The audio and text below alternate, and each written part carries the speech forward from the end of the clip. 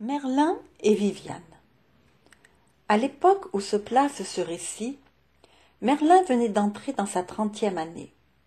Haut de taille, beau de visage, courtois et hardi à la fois et d'une merveilleuse égalité d'humeur, auréolé en outre du prestige de ses dons, il n'aurait pas manqué de compagnes de plaisir si la crainte de perdre l'amitié de Dieu ne l'avait incité à se défier des femmes.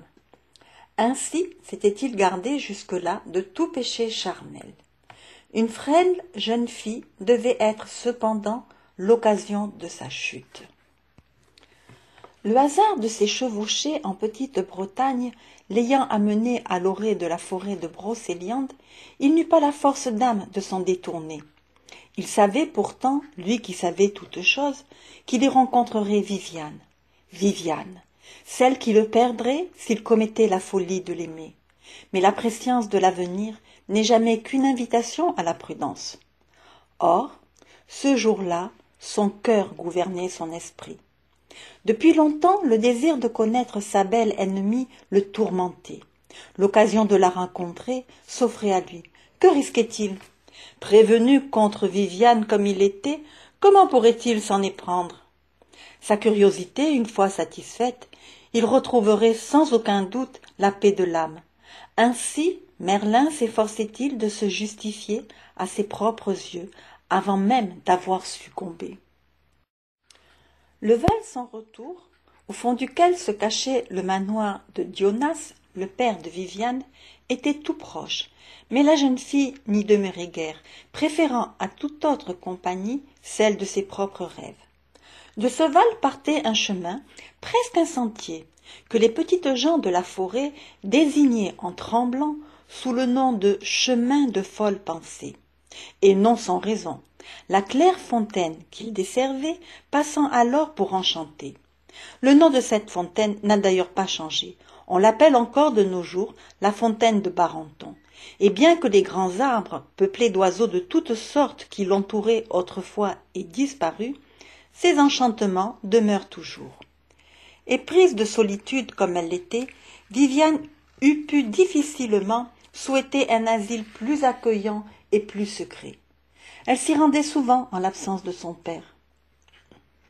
Sachant que la jeune fille se trouvait à Barenton ce matin-là, Merlin se garda bien de détourner son cheval du chemin qui pouvait le mener jusqu'à elle. Une hâte joyeuse l'entraînait vers son destin. Les regrets ne viendraient qu'ensuite. Au moment où il la surprit, Viviane était assise au bord de l'eau, un livre ouvert sur les genoux. À l'approche du cavalier, écartant au passage les menues branches du sentier, ne lui fit même pas lever la tête. Elle semblait lire, mais en cachette elle l'observait dans le miroir de la fontaine. Merlin sourit de sa ruse innocente. Viviane était encore plus belle qu'il ne l'imaginait. Déjà, il oubliait ses préventions anciennes pour ne songer plus qu'à la douceur de l'heure présente. « Gentille pucelle, lui dit-il, en faisant avancer son cheval de quelques pas, qui êtes-vous et que faites-vous là? Celui qui vous a enseigné à lire dans ce grand livre devait être bien savant. » Elle referma son livre, le déposa près d'elle, sur la dalle de pierre qui lui servait de siège, et souriante, lui répondit le plus doucement du monde. « Pourquoi m'interrogez-vous, ô mon maître, vous qui savez toutes choses? Je m'appelle Viviane. Mon père demeure en ce manoir. Il m'a appris le peu que je sais, et maintenant j'attends vos enseignements. » Merlin descendit de cheval et s'approcha de la jeune fille. Celle-ci, le regardant cette fois les yeux dans les yeux, lui sourit de nouveau sans nulle crainte. Ses pieds nus effleuraient la surface de la fontaine, et par jeu elle en frappait l'eau. Si bien que quelques gouttelettes rejaillirent jusqu'au visage de Merlin. Il les essuya du revers de la main, comme si elles eussent été des larmes. Mais quel avertissement ou quel présage eût encore pu l'atteindre et le sauver, alors que sa merveilleuse connaissance des choses à venir n'avait pas su le détourner d'une telle rencontre. Et Merlin sourit à son tour. « Vous avez eu un bon maître, lui dit-il. Pourquoi en cherchez-vous un autre ?» Toujours aussi ingénument, elle répondit. « Un père ne saurait tout apprendre à sa fille. » Par quelle leçon aimeriez-vous que je commence mes enseignements? Par celle que vous voudrez, cher Seigneur. Apprenez-moi ce que je désire tant savoir. Et Merlin, doublement imprudent, eut la faiblesse de lui jurer qu'il lui enseignerait tous ses secrets. Désormais, Merlin partagera son temps entre Grande et Petite Bretagne. Ayant initié la recherche du Saint Graal et prédit sa découverte par le meilleur chevalier du monde, et estimant qu'il avait rempli l'essentiel de sa mission surnaturelle en fondant l'ordre de la table ronde, Merlin tourna de nouveau ses regards vers la Petite Bretagne. Il ne peut résister à l'attrait de Brocéliande, où l'attend Viviane. Sa curiosité le rend sourd à la voix de la raison. Nul signe, nul présage ne pourra désormais le soustraire à son destin. Cher sire, vous voilà enfin. Je vous ai guetté soir et matin, jusqu'à cette heure bénie où je vous retrouve enfin. Puisse-t-elle durer toujours? Tout en parlant, ses mains agiles attachaient le cheval de son ami. Déjà, pour moi, la vie sans vous n'est plus la vie. Ah, combien j'avais hâte de vous revoir, et pourtant mon cœur me disait bien que vous reviendriez. Mais cher sire, cette fois je vous tiens, et vous ne repartirez que lorsque je voudrais bien vous le permettre. Merlin sauta à terre légèrement. Puis il regarda en souriant le nœud qu'elle avait fait aux rênes de sa bride, et tout aussitôt, la boucle se défit d'elle-même. « Ce n'est pas ainsi que l'on retient Merlin prisonnier, répliqua-t-il. La force et la finesse n'y suffisent pas. » Viviane, dont les yeux clairs soutenaient toujours son regard, ne sia pas. Dissimulant son dépit de s'être trahie aussi vite, elle murmura seulement « Ah, cher sire, voulez-vous laisser entendre qu'il y faut plus d'amour ?»« Sans doute, répondit Merlin, car c'est par l'amour que l'homme se laisse entraîner aux pires folies. Alors, au nom de l'amour que j'ai pour vous, mon doux maître, je vous supplie de vivre ici durant le temps qu'il vous plaira de passer à mes côtés, si court soit-il, comme si vous aviez l'intention d'y demeurer toujours. » Le temps travaillait pour Viviane. Chaque jour, elle apprenait quelque nouveau sortilège. Un moment viendrait où Merlin lui livrerait ses derniers secrets. Alors, elle saurait bien le retrancher de sa vie. Ainsi pensait-elle secrètement. Il lui arrivait cependant d'accompagner Merlin dans ses longues chevauchées, et non sans plaisir.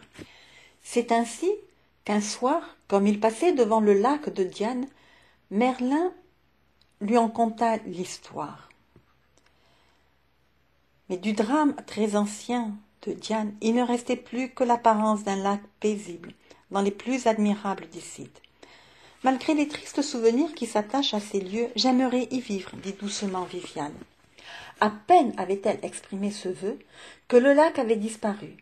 À sa place s'étendait un grand parc agrémenté du plus merveilleux des manoirs.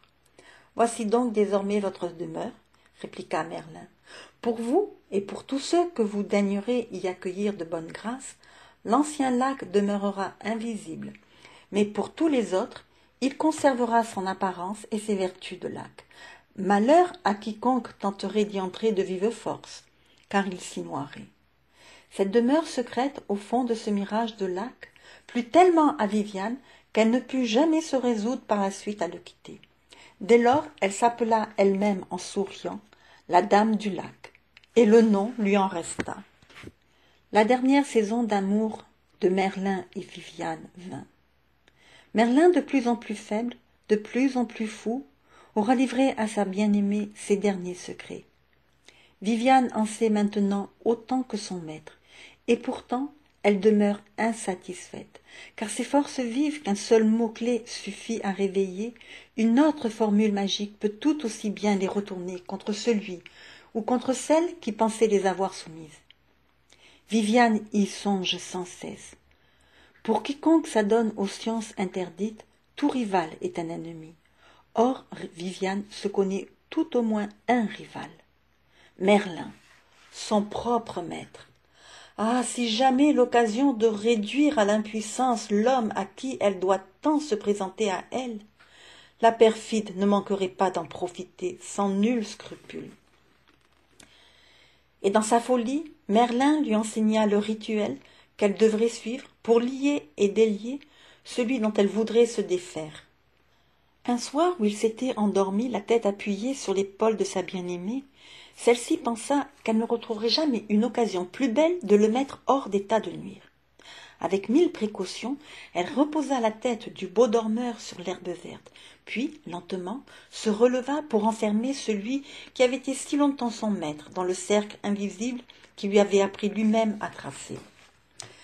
Mais ce n'était pas cet homme endormi, son ami, qu'elle voulait enchaîner, mais son maître, son rival en sortilège, l'homme aux 1000 visages et aux ressources innombrables. Le lendemain, elle lui dit « Beau doux sire, vous vous êtes toujours montré à moi sous votre apparence véritable, et certes je ne saurais m'en plaindre, car il n'est femme au monde qui ne m'envie d'avoir sans cesse à mes côtés un amant tel que vous. » Merlin la regarda tristement. Il avait compris que son heure était proche. « Vous aimant comme je vous aime, lui répliqua-t-il, pouvais-je vous montrer à vous autrement que sous mon vrai visage ? On assure que parmi les 1000 semblances que vous empruntez parfois, vous affectionnez particulièrement celle d'un vieillard accablé d'années. » Pour toute réponse, l'enchanteur ferma les yeux, son teint prit la couleur de la pierre, ses joues se couvrirent d'une barbe moussue, ses paupières se plissèrent, son regard perdit l'éclat de la jeunesse, les veines de ses mains parurent se nouer sous le fin tissu de sa peau, dont l'apparence rappelait maintenant à s'y méprendre celle du parchemin. Sans doute le vieil homme qui se tenait devant elle conservait-il encore quelques traces de son ancienne beauté. Il était tel que Merlin serait devenu tout naturellement au soir de sa vie. Mais déjà l'horreur qu'inspirait à Viviane pareille déchéance effaçait à jamais dans son esprit l'image du jeune amant qu'elle avait été, plus d'une fois si dangereusement tentée d'aimer. La page d'amour était tournée. La faiblesse et l'aveuglement de celui qui se livrait à elle si humblement durcit Viviane dans sa résolution. Elle se surprit à le haïr pour la trahison qu'il allait l'inciter à commettre. « Achève ce que tu as si bien commencé, lui dit-il sourdement, comme à travers les brumes du sommeil. » Il était là, et d'elle, et de lui, et de ce triste combat qu'il avait livré à son âme depuis tant de journées stériles et de nuits. Ses paupières se fermèrent, elle crut qu'il dormait. Alors, vive et légère, heureuse d'être enfin délivrée du reproche de son regard, Viviane courut autour du vieil homme assoupi, et tandis que sa ceinture de lin flottait derrière elle comme une écharpe dans le vent de sa course, les assises de la prison aérienne montaient du sol en fine spirale. Et Viviane tournait toujours autour de Merlin, et toujours montait les murs aériens qui devaient le retenir prisonnier à jamais. Désormais, libérée, seule dépositaire de secrets merveilleux, elle serait toute puissante. Merlin ne quitterait plus l'invisible prison dans laquelle Viviane venait de l'enfermer. « Viviane, Viviane, ne me laissez pas !» Mais déjà Viviane, mesurant enfin à la détresse de l'enchanteur toute l'étendue de son propre pouvoir, s'enfuyait pour ne plus entendre la voix désespérée de celui qu'elle venait de trahir si cruellement. Viviane croyait régner sans partage. Elle règne seule, mais elle a payé si cher ses pouvoirs qu'elle en demeure inconsolable. Victime à son tour de leur commune folie, elle est prisonnière de la crainte qu'il lui inspire encore, comme il est prisonnier de son amour pour elle. De même que Merlin ne peut plus rien pour elle, Viviane ne peut plus rien pour lui, et ses regrets tardifs ne font qu'aviver leur